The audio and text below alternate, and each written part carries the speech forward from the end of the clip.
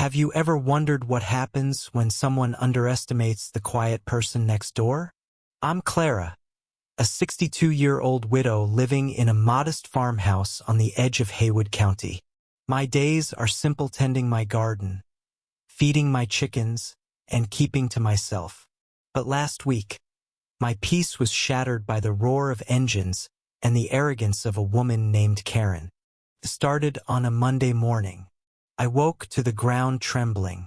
Outside, 8 bulldozers lined my driveway, their metal tracks tearing up the gravel.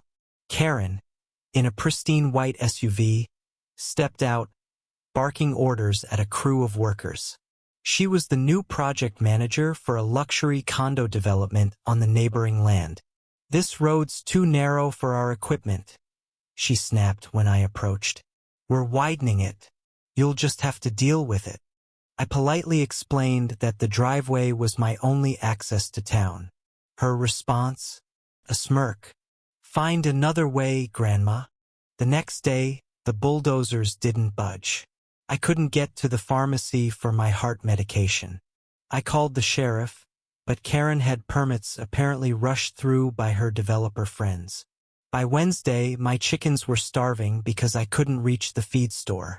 I pleaded with Karen, but she laughed, saying, "This is progress. Your little farm's in the way." That's when I noticed a man lingering nearby, watching quietly. He was Tom, a retired surveyor who'd worked for the county decades ago.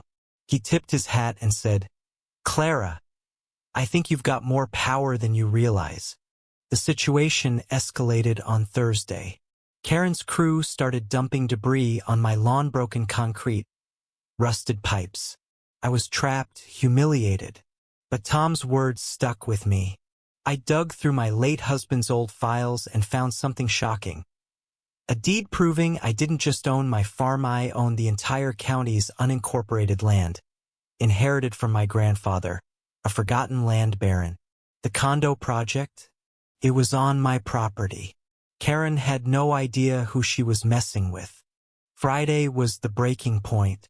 Karen showed up with a news crew, spinning a story about revitalizing the county. She called me a stubborn old hag on camera. That's when I stepped forward, deed in hand, and dropped the bombshell. The crowd gasped. Karen's face went white. "That's impossible," she shrieked. But Tom, the quiet surveyor, stepped up with county records to back me up. The land was mine and her permits were void. The news crew turned on her, cameras rolling as she stammered. The fallout was swift. I called a lawyer who filed an injunction halting the project. The county revoked Karen's permits, and her developer bosses fired her on the spot. By Saturday, the bulldozers were gone, but not before I had them towed at Karen's expense. She tried to sue, claiming emotional distress. But the judge, a friend of my late husband, laughed her out of court. Rumors spread that Karen's husband left her, tired of her schemes. She moved out of state, her reputation in tatters. As for me, I leased part of my land to a community farm, ensuring no condos would ever rise.